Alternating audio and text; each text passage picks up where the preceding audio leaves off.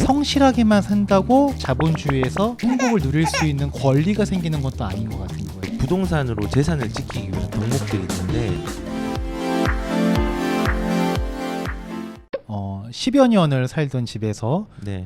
주인께서 실거주 하신다고 네. 쫓겨나신다고 합니다. 네. 이제야 부동산의 중요성을 깨달았다고. 네. 저는 사실은 상담하다가 제 앞에서 우신 분도 되게 많아요. 맞아요. 네, 왜냐면은 나는 열심히 살았는데 그 열심히 산 부분들이 열심히 살지 않은 사람들보다 결과가 많이 없으니까 얼마나 맞아요. 힘들어요. 맞아요.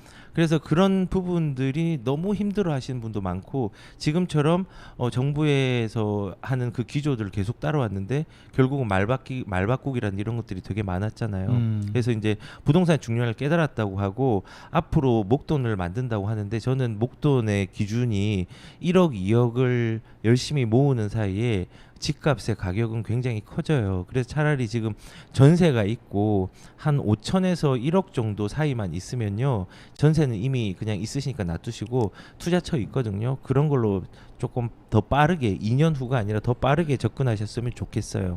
예, 그래서 도덕회님 굉장히 제가 마음으로 공감을 하고요. 네. 저도 지금 방송을 보시면서 힘들어한 부분들이 희망을 가지는 만큼 저도 그 희망에 조금 더 추진할 수 있는 엔진들을 조금 달아둘 수 있도록 노력하겠습니다. 네. 네. 너무 훈훈한 네, 환경입니다. 네, 네. 좋습니다. 박비아기님 공감됩니다. 열심히만 하면 살았네요. 저런 말씀이 진짜 너무 무슨 말씀인지 알고 저도 상담하다 보면요. 네. 상담하다 같이 눈물 흘린 적이 되게 많거든요. 근데 이렇게 눈물 흘리시는 분 치고 잠깐만 제 속된 표현 한 번만 할게요. 네. 개차반으로 살아오신 분들이 아니에요. 맞아요. 정말 가정에 충실하시고 열심히 일하시고 성실하게 살아오신 분들인데 네. 정말 안타까운 거는 이게 죄송한 말씀일 수도 있는데 성실하게만 산다고 자본주의에서 안정적으로 행복을 누릴 수 있는 권리가 생기는 것도 아닌 것 같은 거예요. 맞아요. 너무나 하고 싶지 않은 이야기인데 너무 현실인 거예요. 맞아요. 네. 그래서 아마 지금 우리 박비아기님께서 공감되신다고 하신 얘기는 네. 엄청 열심히 사셨을 거예요. 네. 그 이제 열심히 살아서 우리가 봉급이라는 걸 얻잖아요. 네. 그 봉급은요. 내 돈을 불리기 위해서 모으는 게 아니라요. 내가 투자를 통해서 불리기 위한 도구가 네. 되는 거예요. 네. 그래서 봉급으로 따박따박 모아가지고 뭐 90년대 후반처럼 뭐 이자율이 17% 18% 되는 게 아닌 이상은 지금은 그 돈을 가만히 놔두는 게 아니라 불릴 수 있는 투자처를 빨리 발견하고 거기에서 자기의 규모에서 안전성 같은 걸 따져가지고 리스크랑 그 리스크가 아닌 거를 잘 구분해서 들어가는 게 되게 중요하거든요. 네. 그래서 지금 열심히 사는 게 저도 중요한 게 아닌 것 같아요. 네. 어떤 방향성을 가지고 사는 게 좀 중요하다고 생각이 맞아요. 들고 그리고 돈을 모으기 힘들죠. 모으기 힘든데 그렇기 때문에 우리가 돈을 모을 수 있는 에너지가 있는 한 네. 열심히 일하시면서 돈을 불리고 그 이후에는 내가 일하는 수준들을 많이 줄여서 네. 이제 권리 수입을 가지는 구조로 네. 장기적으로는 꼭 만드시는 게 필요하다 생각이 네. 듭니다. 저는 소장님의 역할이 너무나 중요하다고 생각을 하는데 네. 왜 그러냐면 투자를 안 하고 싶어서 안 하시는 분들은 사실 없으실 거거든요. 네. 그리고 돈을 모으기 싫어서 안 모으시는 분도 안 계실 테고 네. 모으고 났을 때 이걸 가지고 어떻게 활용할지에 대한 방향성이 네. 전문 분야가 아니시다 보니까 네. 확신이 없으셔서 네. 이게 확신이 없다 보니까 행동으로 옮기지 못하시는 경우들이 많죠. 네. 그러다 보니까 열심히는 살았는데 네. 아끼고 살았는데 왜 지금 이렇게 된 거지에 대한 해답은 네. 그 방향성을 찾고 거기에 대한 확신으로 인해서 행동으로 옮기는 것 요게 뭔가 네. 이렇게 유기적으로 잘 안 돌아가지 않았나. 근데 거기에서 이제 소장님 같은 분들께서 네. 방향성을 제시해 주시고 네. 또 행동에 옮길 수 있는 확신을 심어 주시는 지금과 같은 이런 행동과 행위들이 전 너무나 의미가 있다고 생각이 됩니다. 저는 뭐 그 행동이 할 수 있는 방향을 잡아 드리는 거고요. 저도 이제 최근에 이제 전화로 제가 이제 추천해 준 대로 물건을 잡아서 샀습니다 했는데 네. 3개월 전에 상담했던 사람들은 이미 상당히 수익이 좀 많이 났어요. 네. 많이 났고 그럼 지금 너무 가격들이 올랐고 둔화되고 있는데 이제 뭐 하락장이 무서워서 들어오지 못하는 사람들에 대해서 얘기를 하고 싶은 건요. 그냥 사례를 뭐 예를 들면요. 제가 제 영상에서 김포 얘기를 했었어요. 네. 예, 김포가 지금 한강신도시라든지 풍무동 쪽이 가격이 많이 올랐거든요. 네. 그럼 지금 거기 들어가려면요 돈이 많이 들어요. 음. 그럴 때는 그게 파동이라면 파동이 한강신도시에서 쏟아졌다면 한강신도시를 들어가는 게 아니라요. 거기에 또 다른 구축의 출입구가 있어요. 네. 그런 데로 들어가야 돼요. 그러면 또 싸게 음. 들어가는데 나중에 시간차를 주고 거기도 가격이 오른단 말이에요. 네, 네. 그래서 방금 여기 보니까는 갭 투자처 알고 싶다고 했는데요. 단순하게 이제 갭 투자처로 투자할래요라고 했는데 여기에서 이 질문엔 되게 많은 전제들이 있어야 돼요. 첫 번째는 집이 몇 개이냐.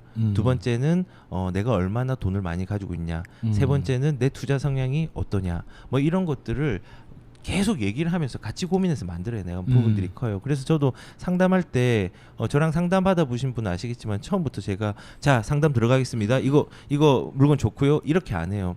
이 사람에 대한 충분한 얘기 한 10분, 20분을 들어봐요. 상황에 대해서 충분히 네. 듣고 아 제가 추천해줄 물건은 이거였는데 상황을 보니까 이거 말고 이걸 받아야지 B라는 물건을 받아야 덜 스트레스를 받으시면서 갈 것 같아요라고 해줘요.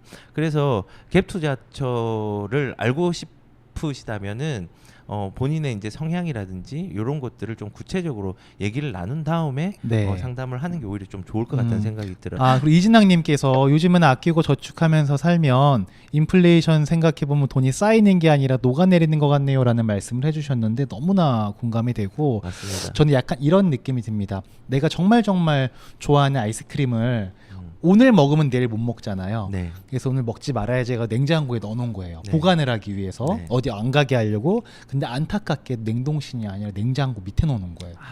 그러니까 난 분명히 넣어놨는데 아침에 딱 보니까 이게 뭐지? 네. 그러니까 돈이라는 게 이런 느낌? 그냥 은행에만 놔두면은 아이스크림을 그냥 냉동고가 아니라 냉장실에다가 야채칸에 그냥 사과랑 같이 넣어놓은 느낌? 이렇게 되다 보니까 이게 돈을 어디다가 넣어놓을 것이냐. 이게 투자라 그래서 막연하게 그냥 막 기술을 발휘해서 이렇게 하는 걸 차치하고서라도 내 돈이 어디 놔둬야 되지, 이게 보관이 되지, 이런 것부터 재테크 공부, 맞아요. 자산 관리의 시작이 되는 것 같아요. 그게 제가 항상 얘기했던 실수를 하지 말고 돈을 버는 거는 네. 돈을 불리기 위한 부분보다 그 이전에 돈을 관리하는 부분들이 더 중요하다고 한 게 네. 방금 말한 것처럼 관리를 못하면은 그게 가치가 떨어지는 거잖아요. 맞아요. 예. 그 가치가 떨어지지 않게 하기 위한 대응 전략들을 많이 가지고 있어야 되는 거예요. 그래서 돈이라는 거 되게 단순한 게 그런 것 같아요. 예전에 짜장면이 가격이 인플레이션 많이 올랐잖아요. 500원 네. 하던 게 5,000원, 6,000원, 7,000원까지 됐잖아요. 그렇죠. 근데 재료는 바뀐 게 없어요. 네. 그럼 뭐가 아직까지 바뀌었어요? 계란은 반쪽밖에 안 주고. 그렇죠. 근데 재료 맛도 뭐 뭐 영업소마다 다르지만 똑같아요. 그렇죠. 그 결론은 뭐냐면은 재료도 안 바뀌고 아무것도 안 바뀌었는데 돈의 가치가 떨어진 거예요. 네. 근데 이렇게 생각하면 돼요. 그러면은 지금 부동산도 거품이 많다고 해서 지금 뭐 떨어진다 이렇게 하는데 짜장면 생각해 보세요. 지금 짜장면 6,000원짜리가 500원 될 수 있어요? 안 철대 안 되죠. 부동산도 마찬가지예요. 하방 경직성이에요. 올라간 부동산은요. 아무리 급하게 올라가더라도 그 급하게 올라간 비율만큼 내려가지 않거든요. 그렇기 때문에 저는 지금 인플레이션을 해지해야 돼요. 지금 돈을 불리는 게 중요한 게 더 근본적인 건요. 화폐 가치가 하락하고 그 화폐 가치 하락하는 것을 인플레이션 해지할 수 있는 건 봉급이 아니라 재테크의 수단이 하나 정도는 있어야 된다는 거예요. 작은 돈이면은 금융으로 가는 게 맞고요. 네. 중간 돈이면은 금융하고 부동산을 섞는 게 맞고요. 큰 돈이면요. 부동산이 제일 안전해요. 그래서 2020년도 KB에서 나온 그 이제 부자 보고서에 보면요. 4년 전까지만 하더라도 금융에 대한 부분들을 부자들이 좀 더 많이 조금 비율을 많이 가지고 있는데 지금 금융을 가진 비율이랑 부동산 가진 비율이 조금 더 폭이 커졌어요. 그만큼 부동산의 비중을 조금 더 많이 뒀다는 건데 그 말은 부동산이 조금 중요한 재테크 수단 중에 하나고 재산을 보호하고 인플레이션 해치를 할 수 있는 중요한 수단 중에 하나라는 것을 반증하는 네. 어떤 통계인 것 같아요. 맞습니다. YH 리님께서 나이 마흔에 가진 게 없네요. 돈에 대해 너무 안일하게 생각하고 펑펑 쓰고 다녔어요라고 하시면서 약간 반성하시는 이런 말씀을 해주셨는데 너무 다행인데요. 네 그 마흔이시니까 마흔이라서 다행이에요. 70이 아니시니까 70이 아니시잖아요. 그러니까요. 이게 네. 기회가 있는 거죠. 어떻게 네. 보면은 마흔에 시작해도 경제적으로 자유를 누릴 수 있죠. 누릴 수 있을까요? 네, 누릴 네. 수 있는 기회는 되게 많고 왜냐면은 경제 주기가 거의 10년, 15년에 한 번씩 돌아가는데요. 그런 주기에 탑승을 잘하는 방법들이 좀 중요한데 제가 오늘 부동산을 할 때 덕목 중에 하나가 네. 이런 거예요. 부동산이 사람들이 이제 착각을 하는 게 그거죠. 지금 대세 상승장이었기 때문에 네. 사람들이 2, 3년 전만 바라봐도 내가 돈을 많이 손해 본 것 같다 생각을 하잖아요. 오, 맞아요. 예, 근데 부동산은 이거를 기억하셔야 돼요. 인내심이 되게 필요해요. 인내심. 제가 덕목 중에 하나가 보유할 때 인내심이 필요하다는 거예요. 그게 뭐냐면은 부동산에 10년을 두고 두면요. 3년을 돈을 버는 시기고 7년을 견디는 시기예요. 그러니까 길게 얘기하면 그런 건데요. 그래서 그 시기가 있고 주기가 있다는 것을 깨닫지 못한 사람이나 처음 경험을 상승장이나 하락장 하는 사람들은요.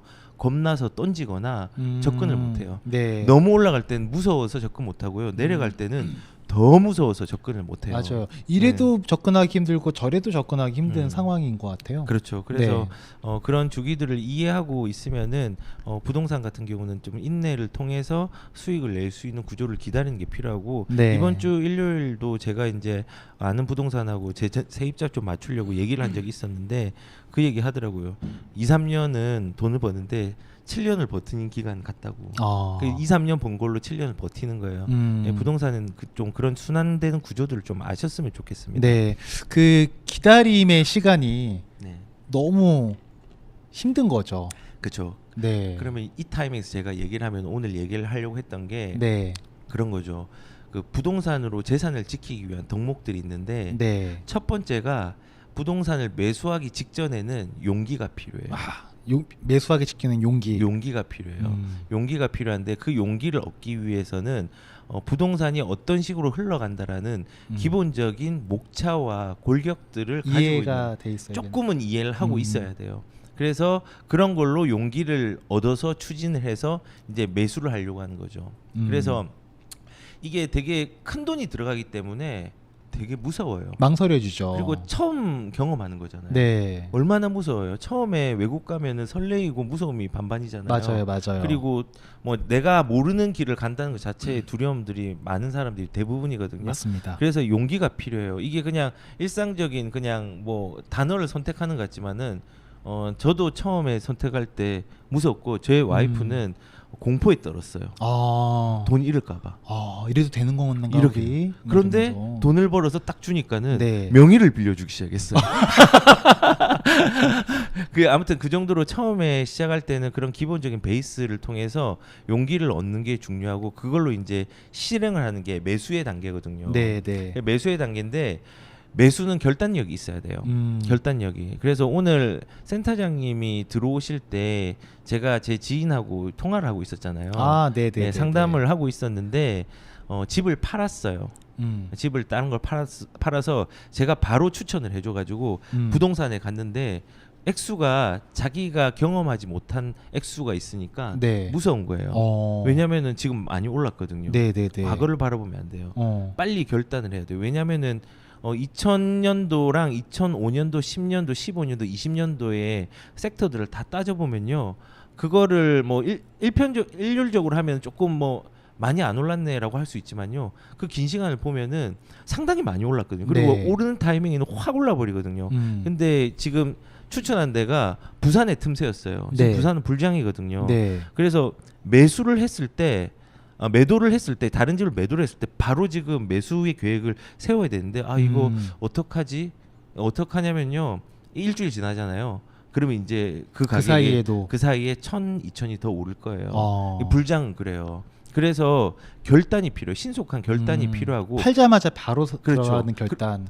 원래는 원칙적으로는 제일 안전한 건 사람들이 위험하다 생각하는데 내가 집을 팔고 다른 집을 사야지가 아니라 이렇게 가격들이 혼란스러울 때는 네. 먼저 내가 살 집을 계약을 하고 집을 파는 게 맞아요. 예, 원래는 그렇게 하면 위험하다지만 오히려 그게 안전할 수 있는 방법들이 있거든요. 그래서 그런 신속한 결단이 있어야지 어떤 손해 보는 어떤 간격들을 줄일 수 있는 게 있는 거죠. 그래서 네네네.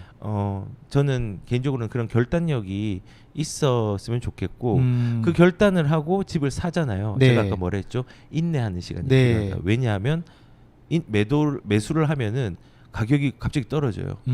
그리고 올라가요. 이상하게 어. 이런 사람이 있어요. 어. 내가 집을 팔면은 그 판집이 올라가고 내가 집을 사면은 그 집만- 판집이 떨어져요. 그거는 사실은 나만 그런 게 아니라요. 그럴 확률들이 더 많은 사람들이 저는 많다고 생각을 해요. 네. 그래서 저는 인내하라는 거예요. 우리가 그 주기가 계속 막 변동을 하고 어떨 땐 잠잠하고 그럴 수 있는데 저도 부동산에 실패를 한 케이스가 그 인내하지 못해서 한번 실패를 했어요. 아, 소장님께서도? 예. 아니 어. 뭐 저도 실패를 할 때가 있잖아요. 네, 네. 이제 그게 이제 뭐 부모님한테 제 돈이 아니었고 얘가 예전에 그 부모님한테 추천을 해줬는데 네, 네, 그 네. 집이 이제 되게 좋은 집이었어요.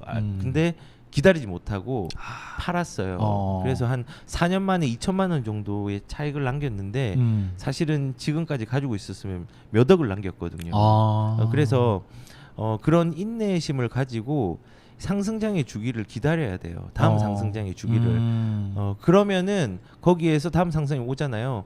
그러면 끝까지가 상투가 언제인지 모르니까 거기에서 이제 뭐 조금 올라간다 싶을 때는 더 좋은 물건으로 그 네. 차익을 가지고 돈을 좀 보태서 갈아타면 되는 거거든요. 선생님, 진짜 궁금한 게 있는데 네. 인내가 사실 모든 투자에서 다 어려운 것 같기는 해요. 맞아요. 이제 저희는 금융 투자도 같이 하니까. 근데 부동산도 아마 이제 매수 전에는 용기와 결단력이 필요한 거고 보유 중일 때는 인내가 필요한데 네. 우리가 인내의 힘을 기르기 위해서는 네. 우리 시청자분들과 또 보유 중이신 분들께서 어떤 점에 포커스를 맞추고 공부하시거나 관심을 가지면 네. 도움이 될 수 있을까요? 안정감을 가지기 위해서는 아까 말한 네. 것처럼 공부라는 걸 해야 되는데요. 공부. 부동산이 어떨 때 오르고 네. 어떨 때 내려가고에 네. 대한 부분들, 어떤 경제 상황에서 내려갔고 네. 내려가는 시기가 어느 정도였고 이런 어. 것들을 파악을 하고 있으시면요. 네. 나중에 그 시장이 오잖아요. 한번 순환을 경험하고 나면은 네. 확신을 가져요. 제가 이제 유튜브에서 가격이 떨어지지 않습니다라고 네. 100%는 아니지만은 확신 있게 얘기를 하는 이유가 네. 네. 그런 주기들이 한 번도 맞지 않은 적이 없어요. 우리가 역사를 배우는 이유가 뭘까요? 과거의 좋은 점은 본받고 나쁜 점은 우리가 다시 학습하지 않기 네, 위해서 배우는 네. 게 있잖아요. 과거에 또 우리 뿌리를 찾는 것도 있고. 그쵸. 그래서 그 뿌리를 한번 보세요. 그러면은 인내할 수 있는 방향성이 좀 정해져요. 그래서 저는 지금 힘든 시기에는요, 이거를 사고 팔고를 많이 하는 게 좋은 게 아니라요. 네. 내가 이걸 살 때 팔 때를 언제가 될지가 좋을까를 공부하면서 가시는 게 되게 중요한 것 같아요. 그래서 부동산 정책들을 한번 다 살펴보고 경제 상황들을 한번 다 살펴보고 언제 떨어졌고 언제 올랐고 세금이 바뀌니까 가격이 오르고 이런 게 있었어요. 2013년도에 양도소득세에 대한 특별법이 이제 양도소득세에 대해서 5년 동안 면제해주는 기간이 있었어요. 일정 조건이 맞으면 신혼이라든지 네. 뭐 어떤 그 분양 주택을 사면요. 그런 부분이 있고 재건축 3법이라고 초과이익 환수제라든지 뭐 이제 그 분양권에 대해서 분양가 상한제라든지 그다음에 재건축에 대해서 주택 수를 더 가져가게 하는 3법이 완화된 다음에 그때부터 가격이 움직이기 시작한 거예요. 근데 네. 바로 움직인 게 아니라요. 그런 시기가 있은 다음에 건설업이라는 거는 이게 바뀌었다 해서 집이 뚝딱 만들어진 게 아니잖아요. 네, 네. 이제 발판이 삼아졌으니까 그때부터 움직일 준비를 하는 거예요. 그런 시기들을 공부를 통해서 보다 보면은 네. 주기가 있구나. 이런 상황에는 움직이는구나. 음. 하락론자들이 이럴 때는 자 하락하니까 봤지 내 말이 맞지라고 하는구나. 그거를 깨달을 거예요. 지금 시장의 하락론자들이 지금 떨어졌다 규제 때문에 떨어졌다 너희들 거품 빠질 거다 얘기하죠. 서브프라임 일어났을 때 똑같은 상황이 일어났고요. 지금보다 더 심했어요. 네. 더 심했어요. 그래서 공부에 대한 부분들을 방향성을 그 경제나 주기에 대한 부분들이 어떻게 네. 움직이는지를 한 번씩 살펴보면은 마음의 안정감들이 좀 생길 수 있어요. 그렇네요. 그게 머릿속에서 뭐가 돌아가는 게 있을 테니까. 그렇죠. 약간 어두운 터널을 지나가는 거면은 너무 무서운데 그렇죠. 거기가 빛이 밝혀져 있으면 덜 무섭잖아요. 그렇죠. 근데 우리가 공부를 하고 나면은 앞으로 부동산 시장이 어떻게 흘러갈지 이렇게 좀 보이기 때문에 네. 덜 불편하고 부담되고 인내할 수 있는 원동력에 힘을 줄 수도 있겠네요. 네, 맞아요. 그래서 공부. 그런 인내에 대한 부분이 필요하고 마지막으로 덕목이 매도할 때 네. 매도할 때는 뭐가 필요할까요? 매도할 때 네. 욕심을 안 부려야 되나? 아. 너무 비싸게 팔려고 하는 뭐 그런 거?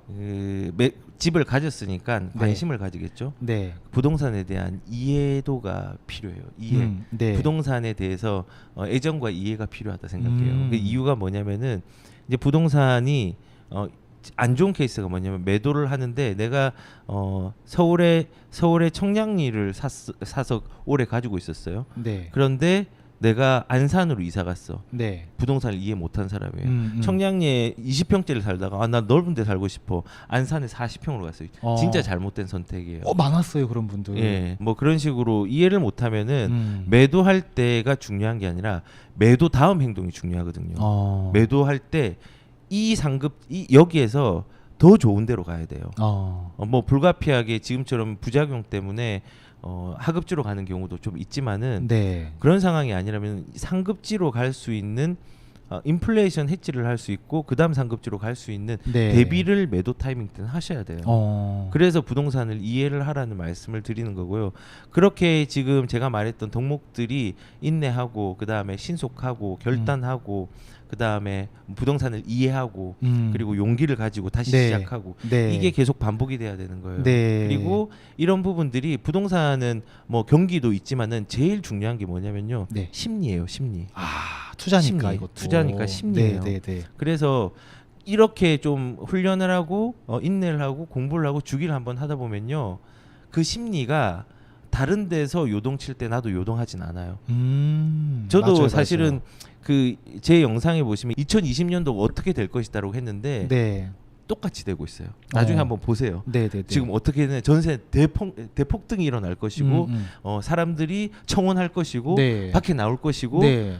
지금 공급이 부족해가지고 매매가랑 전세가 급등할 것이다라는 거를 얘기를 했어요. 네. 조금 뭐 위험한 발언이긴 했는데 네.